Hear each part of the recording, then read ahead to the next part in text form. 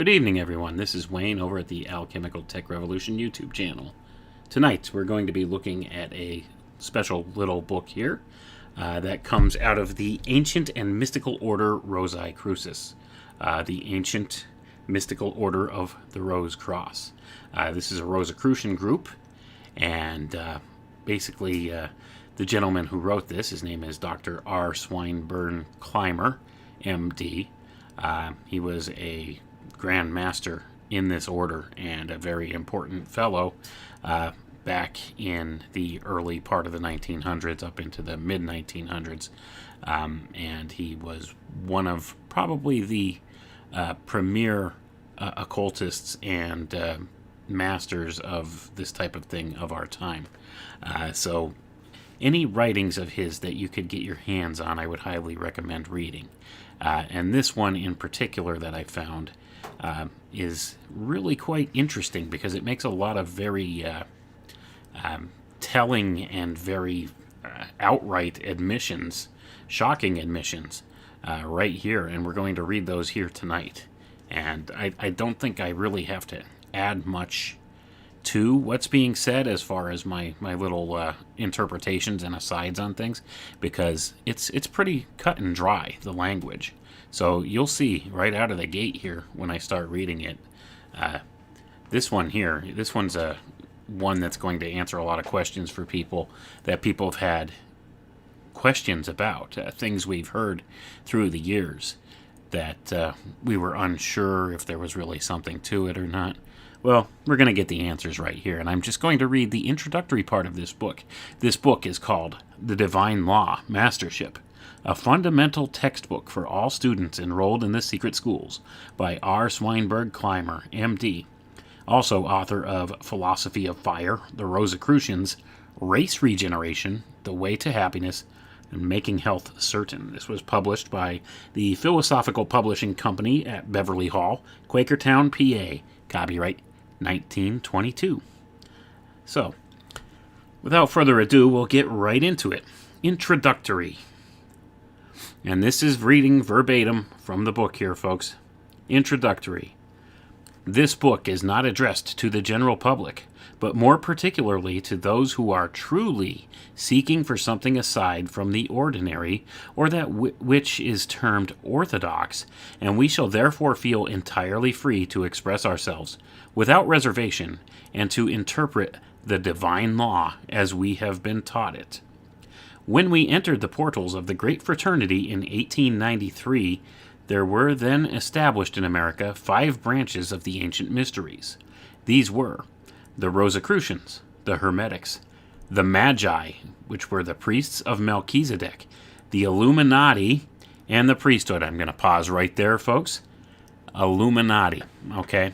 For anybody who's ever had any questions whether this organization exists or not, or has actually ended back in the 1790s, like was claimed about the Bavarian Order of the Illuminati, which was founded by Adam Weishaupt back then, this should put that whole idea to rest. This group has come forward through the ages, still exists here today, and is very much a part of the fraternal brotherhoods. Now, it's kind of become a catch-all term for anything that we would consider this grand group of brotherhoods at the topmost levels, but it is a group that really, truly exists. It existed back in this time in 1922 when Dr. Clymer wrote this, and it exists even up into today. And it is kind of shrouded in secrecy, but this is one of the orders that he's speaking about here. So let's go through. I'm going to read that paragraph again. Pay very close attention, because we need to know who are these groups. And so I'll read it again. When we entered the portals of the Great Fraternity in 1893, there were then established in America 5 branches of the ancient mysteries. These were the Rosicrucians, the Hermetics, the Magi, and it says here, right after Magi, priests of Melchizedek, and pay attention to that. That's important, folks. The Illuminati, and the priesthood, and priesthood is capitalized there. So we have 1, 2, 3, 4, 5 different groups here in America that he's talking about, that were these important groups that were considered the 5 branches of the ancient mysteries. These are the true Mystery schools, these are the things that are at the top of all the different secret societies. This is the inner circle, folks. He's talking about the inner circle, okay? At the tops of these secret societies is an inner circle of interrelating groups, and this is exactly what he's speaking of here. So that's where we're at there. So let's go ahead. I'll continue on. Back to the book here. I'm going to read again, picking up where we left off. The general public knew comparatively little regarding the ancient mysteries. Occasionally, members of one or the other of these fraternities would write an article, and these would appear in various journals. Among the writers, Paul Tyner and Alexander Wilder were most widely known. At the time of our ordination to the priesthood in 1903, and the assuming of a humble part in the field of labor, comparatively no change had taken place. At this time, we commenced the publication of books on the Rosicrucians and their teachings, as well as on the philosophy of the ancient initiates. Within a few years, these publications were known throughout the entire globe, and lo, organizations sprang up like mushrooms in a night. Most of these assumed, without authority and illegally, insignia and titles belonging exclusively to fraternities that could trace their lineage 2 centuries before the Christian era, but this did not prevent the pseudo-initiates from using them for their own selfish and unrighteous purposes. Gonna pause there again, folks. So what he's saying is they started publishing some of these materials, and different people that were outside of what they consider these accepted groups started picking up on these things and teaching them from these different fraternities. So they're talking about some of the Blue Lodge people, that kind of thing, some of the lower initiates, ones that weren't really part of their inner circle. So they started using these and started up some of their own groups. See, that's what he's talking about, and spreading these. And that made this man very angry, apparently. So he's writing about it here. But let's get back to the reading. One of the first and most extraordinary innovations attempted by these non-initiates, who assumed an authority which can be attained only through faithfulness, obedience, and service, was to instill into the minds of those who were uninformed and who fell into the net spread for them, the non-necessity, aye, even the sin, of the obligation, more than all else combined of which they were guilty. This would at once have stamped them as ignorant pretenders in the eyes of all who had ever entered a true school which taught the ancient mysteries, and therefore capable of training one for initiation and soul illumination. Gonna pause there again, folks. See, he was very upset, and he said that some of these other orders that sprang up that were not approved of by these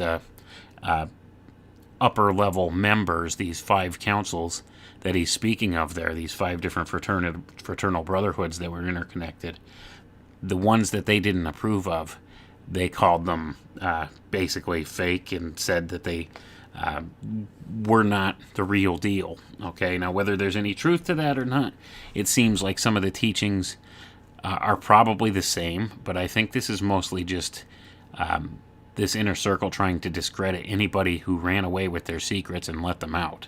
Okay, that's what I'm sensing here. He's had this fear that people are going to find out the inner secrets of these greater mysteries and these mystery schools and teach them without the approval of the people up at the topmost levels of the power structure. See, that's dangerous for them. They have to keep full control of this information in order for it to work for them. So they were very upset about some of this information spreading into unapproved groups. So that's what he was talking about here once again. But let's get back to the reading.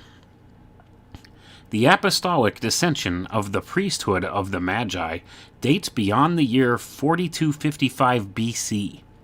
Aspirants entered the school of the initiates in their youth. No neophyte was allowed to take part in any initiatory ceremonies until the seeker had attained a certain grade of soul development. The ancient mysteries, ancient even before that date, were taught all who entered. Later, these mysteries were taught in the secret schools of Greece, India, Persia, Thrace, Scandinavia, and the Gothic and Celtic nations. In these mysteries were illustrated the unity of God, the immortality of the soul, and the possibility of bringing into conscious manifestation the flame of the soul. From the first dawn of civilization, all who sought knowledge of the powers of the soul and light on the future of the soul entered these schools of the sacred priesthood, and on entering were bound by a most secret obligation not to divulge any of the teachings except to those likewise prepared, and to protect all the secret writings, thus preventing them from falling into the hands of the profane. Gonna pause right there, folks. You hear that? They want to make sure that their secret teachings don't fall into the hands of the profane, and that's you and me. Okay? And that's even people in their own fraternities and brotherhoods. That's the kind of the thing. They lie to the lower lower level members of these fraternities and brotherhoods about what the meanings of their symbols are and what the teachings are.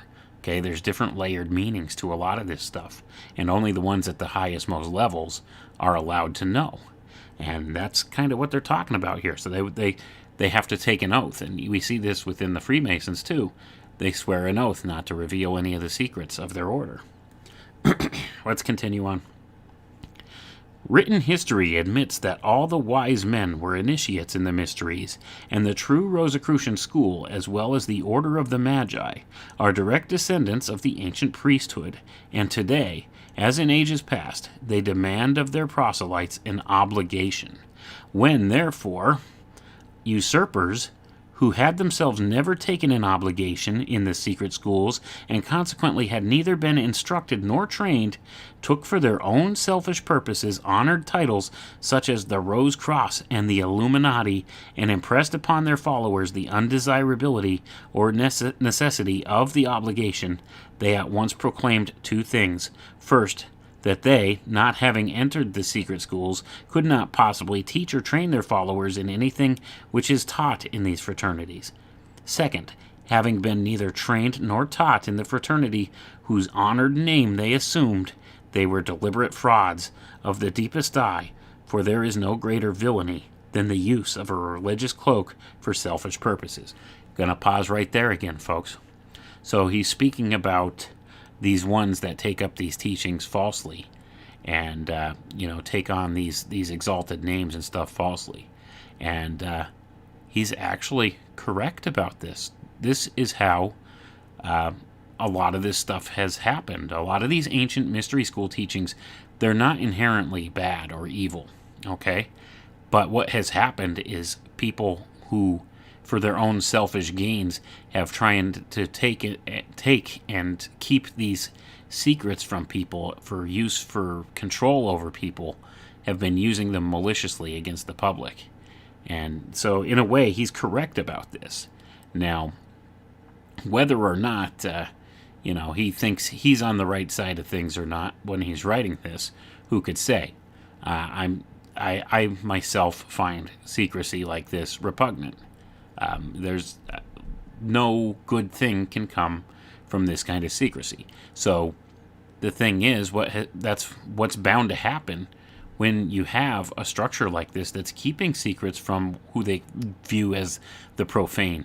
It's bound to happen where a few evil, twisted individuals will twist those teachings and use them for their own nefarious purposes. So whether the intentions here were good, or whether the intentions were purely selfish, who could say for sure? But you see, the hubris is there, and pride always goeth before destruction, okay? And this is a very prideful thing, to have this kind of an attitude, and you can see this attitude that he has. Now, yes, he's correct about people using it, these secret teachings and some of these mystery school philosophies and stuff for evil means and for selfish gains. That's true, but do you see he doesn't see how he himself is actually contributing to that, just simply by being part of this fraternity and being part of this quote-unquote inner circle that's trying to keep these secrets from the rest of the masses, and that's strictly for the purpose of control, okay? Because that's the thing. I mean, if you offer the information to the people freely, I understand, don't cast your pearls before swine, that kind of a concept and all. But the thing is, if you're selfishly keeping them just to this level of secrecy and these societies the way they are, to this tight inner circle, permeating all these different groups, that is kind of dangerous in and of itself as well, because there's no oversight then with any of this stuff. And who are they to deem themselves the keepers of these secrets, and them to figure out who's worthy and deem who's worthy of them? See, that's the thing. There's the hubris involved there, once again, that we see with all these secret society groups. They hold themselves up on a higher pedestal than others. And when they do that, that sets a dangerous precedent. Okay? Let's see. Where did we leave off here? Okay. Written history admits that all the wise men were initiates in the mysteries, and the true Rosicrucian school, as well as the Order of the Magi, are direct descendants of the ancient priesthood, and today, as in ages past, they demand of their proselytes an obligation. When therefore usurpers who had themselves never taken an obligation in the secret schools, and consequently had neither been instructed nor trained, took for their own selfish purposes honored titles such as the Rose Cross and the Illuminati, and impressed upon their followers the undesirability or necessity of the obligation, they at once proclaimed two things. And I know we read this already, folks, but I'm just reading it again, just so it sinks in. First, that they, not having entered the secret schools, could not possibly teach or train their followers in anything which is taught in those fraternities. Second, having been neither trained nor taught in the fraternity whose honored name they assumed, they were deliberate frauds of the deepest dye, for there is no greater villainy than the use of a religious cloak for selfish purposes. And that's true, folks. There's no greater villainy than using a religious cloak for selfish purposes. But that's exactly what these secret societies do, and that's exactly what this group here's doing, and that's exactly what this guy here was doing, though he doesn't see it that way. See, that's the thing, how their mindset gets twisted around, and they're able to justify their actions through this moral relativism. And that's one of the key aspects of these secret society groups, these secret brotherhoods. They're moral relativists, and they just see themselves as being, justified in their actions. They view themselves as being, the gods among men. The rest of us, we're the profane. We don't deserve this knowledge or to be able to understand these things. So, they keep it from us, and they use it as a means of control. So that's kind of where that sits. Well, let's continue on. I don't want to get too hung up on that point. Moreover, when anyone claims to be an initiate, it implies that he has been trained and taught in the secret schools, or august fraternities, and this is indicative that an obligation has been assumed. If any of these pseudo-leaders had actually taken upon himself the vow of the soul and then repudiated it, then such are less to be trusted than the worst degenerate known to history. We speak knowingly and with authority. We have records before us, whereon is written the history of many an aspirant who entered the great school. A great number of these proved faithful to their obligation and attained the final degree of illumination. A few deliberately, through selfish and ignoble motives, attempted to evade their solemn oath, and in each case, sickness, failure, or death followed as a result. Why? Because the vow was taken upon their own soul, and this was the beginning of the creation of vibrations which would gradually gain an impetus, leading them to health, success, and finally illumination and immortality. But their disloyalty reversed these vibrations, became loaded with the destructive forces of the dishonored soul. Naturally, this brought the downfall of the ignoble soul who attempted to evade the divine law. Gonna pause there again, folks. You see, he's saying that these folks who did not have the approval of this inner circle, see, that somehow they have divine providence, the people in this inner circle. So if somebody takes their teachings and uses them for their own gains rather than the good of these other secret inner circle brotherhood fraternities and this kind of thing, that they'll be punished for it, and failure and death and stuff will follow as a result. So do you see that? And he's claiming this is Naturally, this brought the downfall of the ignoble soul who attempted to evade the divine law. So they're claiming divine providence here. They're claiming that they're the divine law, that these initiatic orders are the divine law. Okay? These secret societies. He's saying this is the divine law, that there's supposed to be this secret priestcraft that runs everything. Do you see the hubris here again, folks? So this is part of the major problem with many of these groups. Although a lot of the teachings and stuff they give are true and have very good information behind them, and even though they have this veil of morals and good aspects to them, at the topmost levels, these people are of that twisted mindset that they have the divine right to rule, that they have this divine providence to rule over everybody else, and that it's only through them, these select few initiates at the topmost levels of these secret societies, that have any say or any divine right to rule. Excuse me, let's get back to the writing now. The present priesthood is directly descended from the ancient school of the mysteries. Its interpretation of the divine law has not deviated one jot nor tittle. Ages have proved to the initiates that no changes could be made. Its findings are based on demonstrable truths. The training today is identical with that of past centuries, and when instructions are faithfully and unquestionably followed, illumination and conscious immortality of the soul is assured. A solemn obligation is as essential now as during the Dark Ages. Why? Because no two aspirants who enter the portals of the school are alike in their needs or natures. The training is individual. The instructions, which will save one body from disease and bring the soul in that body to illumination, would result in destruction to body and soul in another individual. Just as the medicine that the physician prescribes for one patient would bring death to another with an opposite ailment. Likewise, is this true relative to other instructions taught in the great school? The teachings which will raise one seeker from a state of degradation would instill unworthy desires in another. These are but few of the many reasons why the obligation is a necessity. He who in any manner ignores his obligation and allows books or manuscripts to pass from his hands to another, thereby becomes responsible for the effects upon that soul. It will be readily seen that those who claim to be initiates and then teach that an oath is not necessary are either degenerate or wholly ignorant of all that the secret schools have ever stood for. Going to pause there again, folks. Do you see the importance that he's putting upon this idea of an initiate having an obligation to the group? That they have this responsibility to the order. This is all part of the control structure of things, too.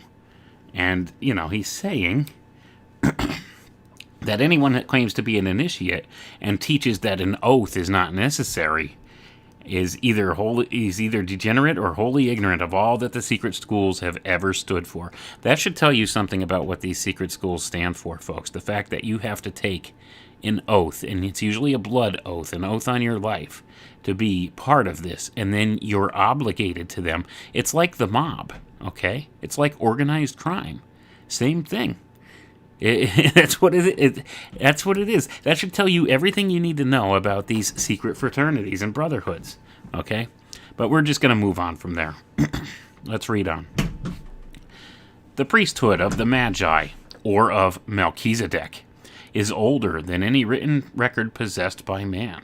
Before records were written, were we, and none can possibly possess authority under the ancient priesthood except those who entered its portals in a legitimate manner, took the prescribed obligation, studied, were trained, and ordained therein. Not one of these pretenders has ever proven faithful, and those claiming the authority of the Magi who did not enter and remain within its protective circle are deliberate frauds fattening upon the credulity of the honest but ignorant seekers. Gonna pause there again, folks. You hear that? He's calling out any of these other lesser groups or anybody who attempts to teach any of these teachings that they have. He's calling them out as frauds, saying they don't understand. Okay? They don't understand. They haven't been taught properly. You have to go through this small group of this brotherhood, this divinely guided brotherhood at the top. You see what I'm saying here? They're saying that you're not a true initiate of this group if you don't go through this training and this teaching, and if you're not bound by the obligation or the oath, and you don't go through the proper channels to learn this stuff. So any of us who are reading these books online right now, he thinks that we're no good. We're just as the same as the profane, which that we can't possibly understand this, that they're so intellectually superior to us that we're just missing the point here in the things that they're writing about. Remember, folks, this book, he tells you right in the beginning, this is not intended for the profane, okay? I'm sure that these groups are not very happy that this book is available to the public right now. It's out there. You could find it out there. Just look for it. You'll find it. A lot of telling things in this book. Anyway, let's read on. Where did we leave off? Okay. That the priesthood of Melchizedek dates to long before the Christian era is clearly indicated in the biblical narrative. Chapter 5 of Hebrews reads, "For every high priest taken from among men is ordained for men in things pertaining to God, that he may offer both gifts and sacrifices for sins." This verse clearly indicates that those who are to become priests of the order must leave men, the ordinary thoughts and beliefs, must be taught the things pertaining to God, and lastly, must be ordained for their ministry, teaching, and service. Number 2, who can have compassion on the ignorant, and on them that are out of the way, for that he himself also is compassed with infirmity. Number 3, and by reason hereof he ought, as for the people, so also for himself, to offer for his sins. Number 4, and no man taketh this honor unto himself, but he that is called of God, as was Aaron. Number 5, so also Christ glorified not himself to be made an high priest, but he that said unto him, Thou art my son, today have I begotten thee. Number 6, as he saith also in another place, Thou art a priest for ever after the order of Melchizedek. Number 7, who in the days of his flesh, when he had offered up prayers and supplications with strong crying and tears unto him that was able to save him from death, and was heard in that he feared. Number 8, though he were a son, yet learned he obedience by the things which he suffered. However far advanced an aspirant may be, he sincerely honors his own obligations and the instructions which helped him to become at one with the Father and a priest of the order. Attainment does not indicate repudiation of one's honorable contract, but rather binds one the closer to the source whence help was received. With soul growth also comes the inclination to be more obedient, and with stricter obedience results greater attainment. I'm going to pause right there, folks. You hear that? See, it's very important to these people that you be obedient without question to their orders, and that this leads to greater spiritual growth for you. You hear that? The more spiritually advanced you are, the more you listen to authority. You hear that? The more you bow down to this authority, unquestionably. This is mind control, folks. This is plain and simple mind control programming. They want you to do exactly what the authority figure tells you, what this high priest tells you, okay? And what the head of the order tells you. You do it unquestioningly. You're obliged. You have that obligation. You took the oath. You hear? You remember? Do you see what's going on in society right now? It's a giant initiatory rite. That's exactly what's going on. It's all very occult. Everything happening right now in public, folks. Anyway, back to the reading. Number 9. And being made perfect, he became the author of eternal salvation unto all them that obey, Practice as he taught, and as we teach the divine law, him. So, see that? I'm going to pause there again, folks. Salvation, the author of eternal salvation unto them that obey. Okay? Don't get much plainer than that, does it? Let's continue on. Number 10, called of God and high priest after the order of Melchizedek.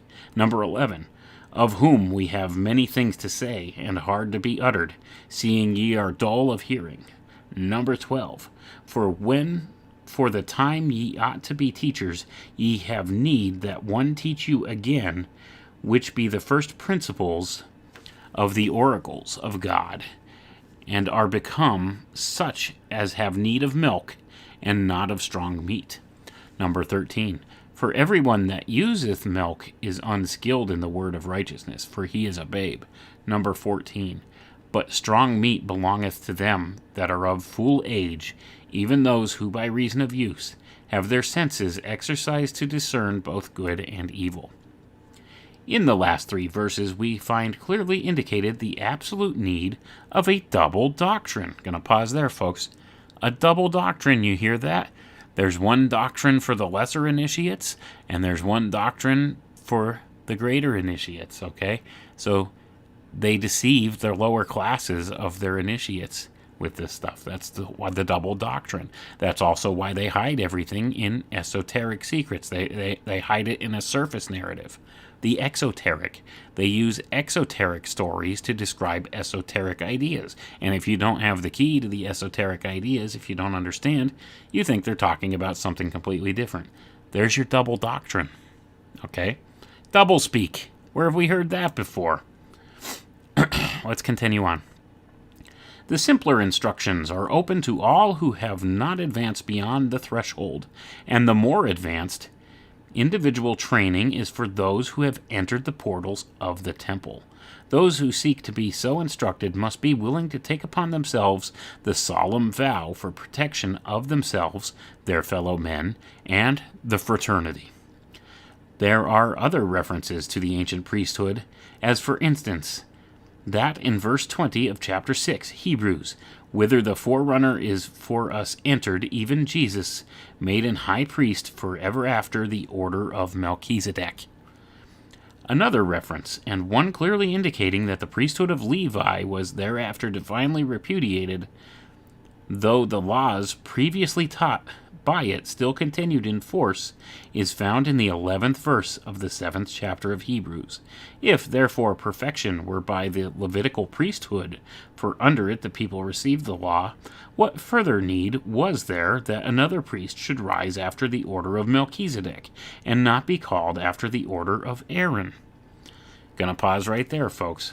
See the importance they're putting on this idea of this priesthood of Melchizedek, and I think we discussed that in the last video that I put out. What is this priesthood of Melchizedek? Well, this is the dual office of priest and king.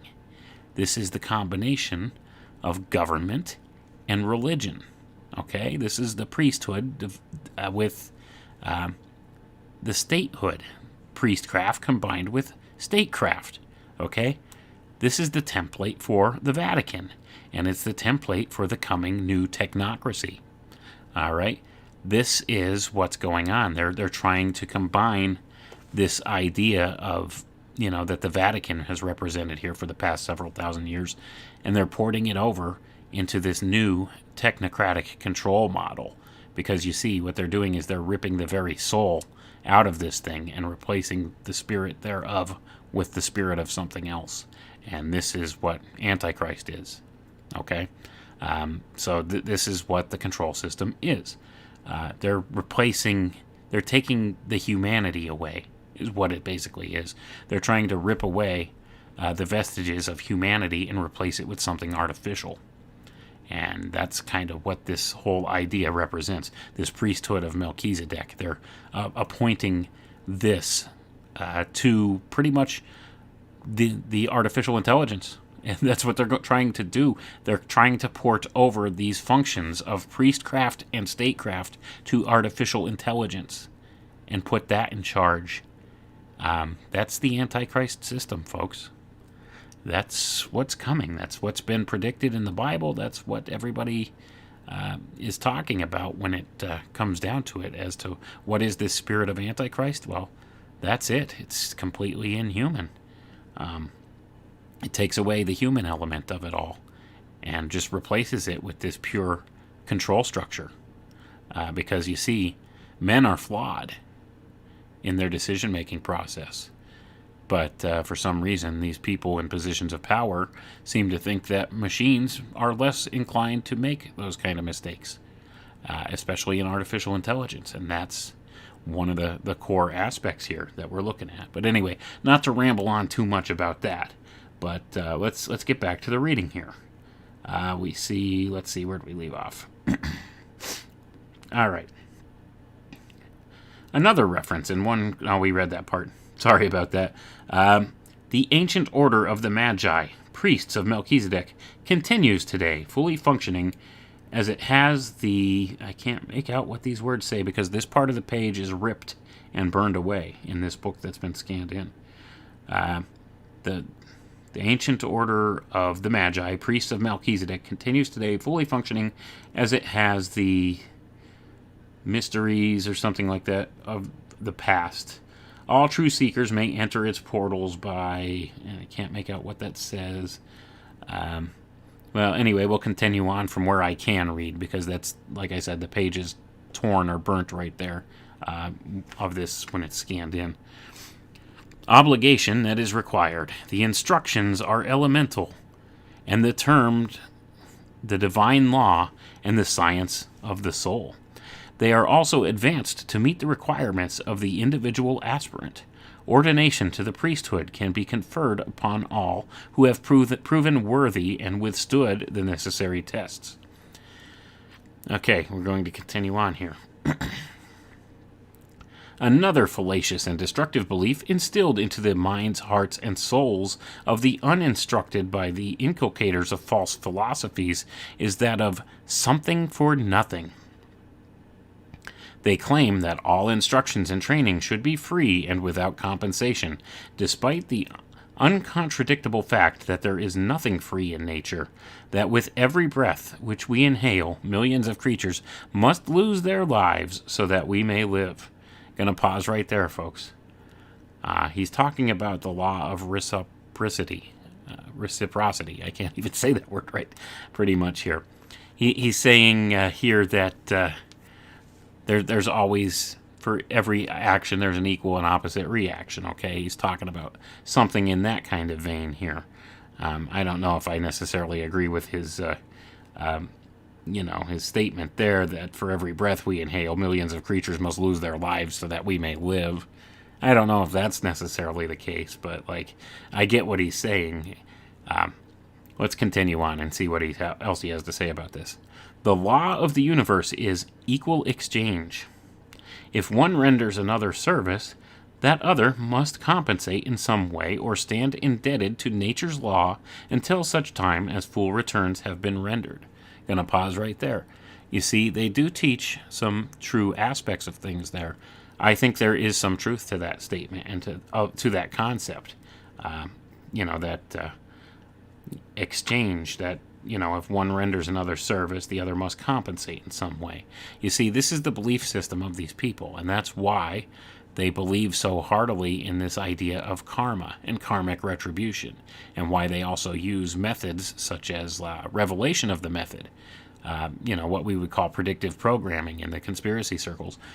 That's why they do this, because, see, they're offering it to you so that when it comes about, they're telling you, They're giving you the warning. That's why they give you the warning, you see, because of this concept. So they're giving you this, and in exchange for this, then you owe them, by the law of nature, the equal exchange for that.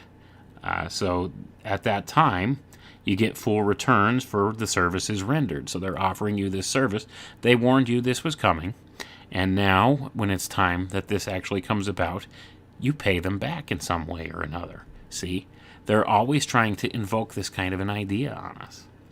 Anyway, let's continue on. Religion is free. That is uncontradictable. But whoever devotes time and energy to the instruction of the seeker must in some way be compensated, that they, in turn, may be able to pay others for the necessities of life and the many essentials of modern existence and service. The truly honest man, the man whose heart is clean, refuses to accept anything, whether material or spiritual, without returning something of equal value, because he fully comprehends that to do otherwise will at once make him a victim of the law of compensation. Gonna pause there. The law of compensation, folks. See, this is one of the core fundamental things that they believe. The law of compensation. And like I said, I think there is some truth to this, but I think they've twisted it way out of proportion in a lot of ways in the things that they do. Let's continue on, though. One who has given his time and energy to a careful investigation of cults and isms, many of which claim to accept no payment for their teachings or services, makes the statement that pro rata the members of such bodies pay many times more than the one donation required on entering the legitimate fraternities or orders. These contributions are obtained under the guise of free will offerings, which are continually hinted at until the members, often unconsciously, feel that they must give to their utmost in order to show that they are not guilty of being unappreciative. Gonna pause right there, folks. You see, and we see the same thing in the churches today, don't we? Make sure you give your tithes. You don't want to be unappreciative of, the teachings and the things that they're doing. And, and there's nothing wrong with this. That's what I'm saying. There's a lot of truth to what they're saying here. But in regards to these brotherhoods and fraternities, you're, paying your Masonic dues and stuff like that. It gets a little heavy-handed, doesn't it, at times? But anyway, that's neither here or there. Let's continue on with the reading. Not many years ago, we had the opportunity to watch the method of procedure of one who established an order of the modern type and who literally flooded the country with literature and offered both his services and those of his new society free to all. At the same time, he brazenly taught that all religious and mystical instructions should be free to all seekers and that his society would live up to the mystic law so indicated. The founder of said society had enrolled and taken the obligation in one of the legitimate fraternities, but criticized the established practice of requiring a donation sufficient to cover books, manuscripts, and the services of the teacher who was capable of instructing and training him. It was his idea to establish a society with countless numbers, having them enroll under the delusion that religion was free, and that all mystical instructions should likewise be free. He was careful not to hint to those applying for help and instructions as to how the enormous bills for printing, advertising, postage, clerical help, and services of trained workers, many of whom had large families, should be paid. Then, after they had been enrolled, taught for months or years, and fully imbued with the dogmas they taught, in devious ways he obtained money, and more money from them. This is actually the plan followed by most of those who loudly talk of all should be free. The party in mind was desirous of obtaining for a partner one who had experience in legitimate work, and from some of the letters the following extracts are recorded. These give the usual plan. Now, I'm going to pause there, folks. The author starts to quote from these writings of this person that he's speaking about here. And that's what the next couple paragraphs are. So let's read on what he says, what this person who set up this unapproved brotherhood had to say here. And it starts here. As to plans, I would suggest that you handle the general field work for the present. You have good people in many parts of the country. Let them get busy locally. Let them send in the names of any and all persons whom they believe likely to be eligible. They can do this secretly where they wish to do so. Then you can mail out to the new prospective the literature consisting of circular letter, circular, etc. If they are interested, they will gladly sign the obligation and send you their application for membership, and you can do the rest. I will try to write all literature and monthly lessons, and you can get them out, and this should furnish us with picked people. I am satisfied that there are thousands of very fine members ready and waiting, and who will furnish the means later also, provided we do not spoil them by seeming over-anxious about the money question. I would suggest that you do not try to sell them books for a long time, and then only where you perceive that they are the right sort of persons to understand it all. Otherwise, you will cross current and queer them. I would advise that we keep them exclusively in the fellowship idea until we are positively certain that they are ready and will stand for the higher things. If you will handle it from there for the next 2 years until I get settled, then I will assume the handling of it all, if it is the best that I should. In this way, there will be no expensive advertising bills and not so much postage, and we will get a much better class of people. I will try to plan means to get money from them later. But if we attempt to hold them up for it, then it will be impossible to either get or keep the best class of individuals. It looks to me as though it would not be wise for you to be too hasty in trying to get them to take up the higher fraternities and get on a paying basis with them. Such a move is liable to spoil them. In fact, it is almost certain to destroy their confidence. People are very sensitive on the money question and very quick to see any motive or move leading to it. This is the usual the universal something for nothing, and religion is free plan. Now, this is the author again speaking, folks, starting with this is the universal something for nothing, and religion is free plan. And he goes on here to state, this is the author, this is Dr. Clymer again, back to his thoughts here, and I'll begin reading where we left off. There is nothing free in nature. Irrespective of how sacred a possession one may have, in this age it is important to confer it upon others without the medium of exchange. Sorry, I think I read that wrong. Let's start that again. There is nothing free in nature. Irrespective of how sacred a possession one may have, in this age it is impossible to confer it upon others without the medium of exchange. If we possess a truth that will make free, then in order to confer its benefits upon others, and do it without compensation, we must ourselves have the money to print, mail, and pay postage, to say nothing of our time.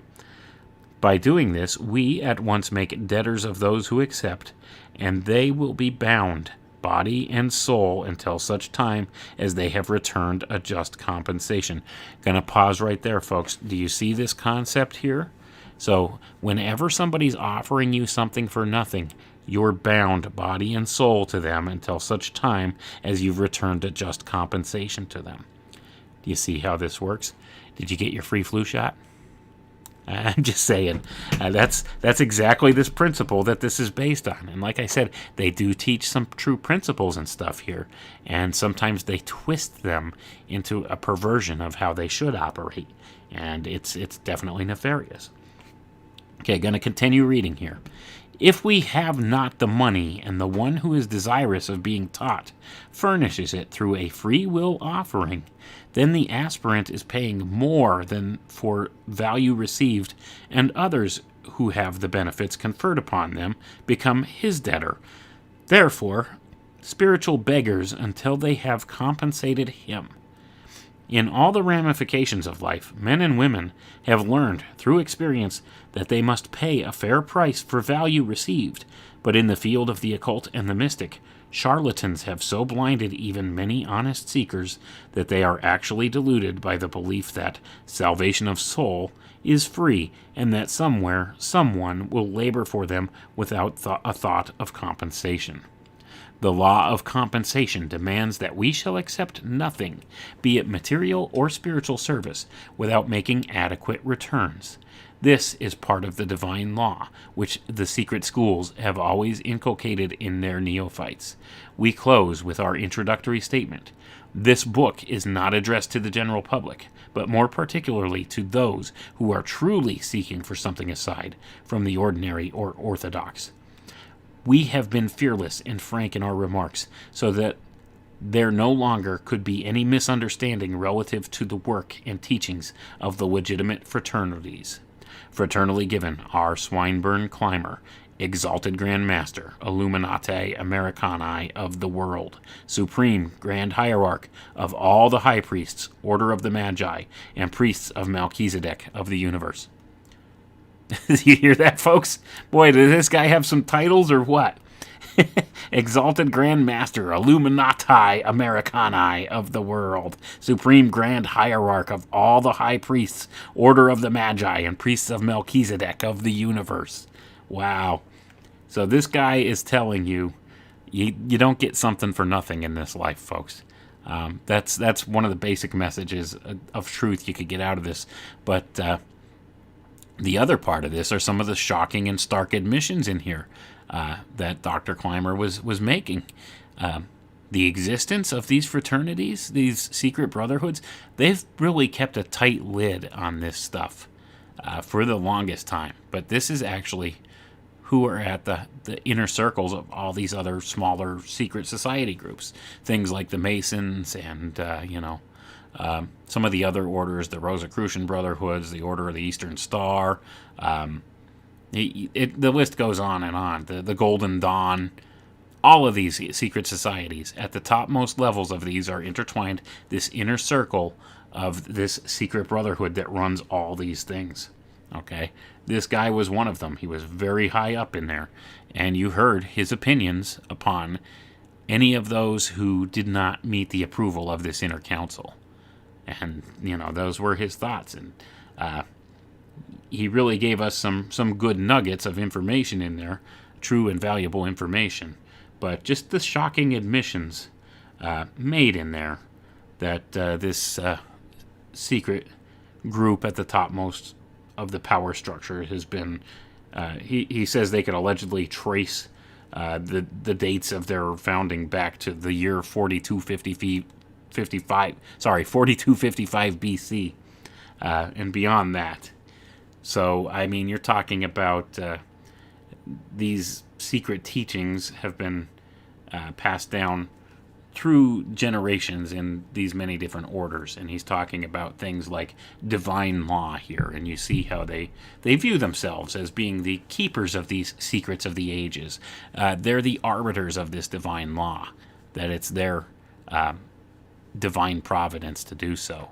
They're the ones who select, those that they think are worthy to climb this ladder and take over these orders, these secret orders, and, bring about these changes on the earth. This is a very telling kind of thing. And this guy was a very high-ranking member of this organization. So, for what it's worth, there it is. That's probably something that some people within these orders are not going to be happy about it getting out into the public. But like I said, it's out there free on the internet. You just have to look for it. It's there. This information's available to us now. And this is the ironic thing. This whole idea, the internet, this very thing that they built in order to enslave us, has actually spilled a lot of their secrets on them. So that we're able to actually use it as a means to fight back against them when they intended for it to be our ultimate prison. Like everything else, technology is a tool. You could use it for good or for bad. And we just need to continue to be wise and use it for good things and to expose things like this. And, do I believe that this R. Swinburne Clymer guy was a bad guy per se, or inherently evil? I don't know. I can't say for sure. I think he had a lot of good ideas. I think maybe he had good intentions, but I think he was ultimately misled. And, these ideas that he's been taught became twisted at some point. And it's the same with many of these other groups within these power circles. And maybe that's exactly what he was warning about in his writings. Who could say for sure? Most people that get involved with, like, the Masons and stuff like that are generally good people. And they don't really know what they got themselves involved with until they get to the highest, most levels of it. So, with that being said, sometimes they have a twinge of conscience, but they're bound by their blood oaths and their obligations because bad things happen to them if they break those. So, that's kind of a dangerous place to be in. So many of them just go along to get along. And, that's kind of how many of these different organizations have come to power in the world, through the use of secrecy. Secrecy is one of the biggest mind control tools ever invented. and it's one that's used to the nth degree within these secret societies and within the power structure. Just the being able to hold the knowledge over somebody's head that they don't know, to know something somebody else doesn't, that gives you a sort of power over them. And they use this concept in spades all the time for a lot of this stuff. And that's why they cling to a lot of these different ideas of like divine law and things like that. They understand some things about the natural world that we don't, because we've never been taught. It's been always been there, and it's always been free to learn for people. But if you don't seek after it and don't learn it, then how do you know? And that's why they've tried to cut us off from the natural world and steer us into this whole artificial world that we live in now, because that way we'll never understand these natural laws or natural concepts and never be able to free ourselves from their control.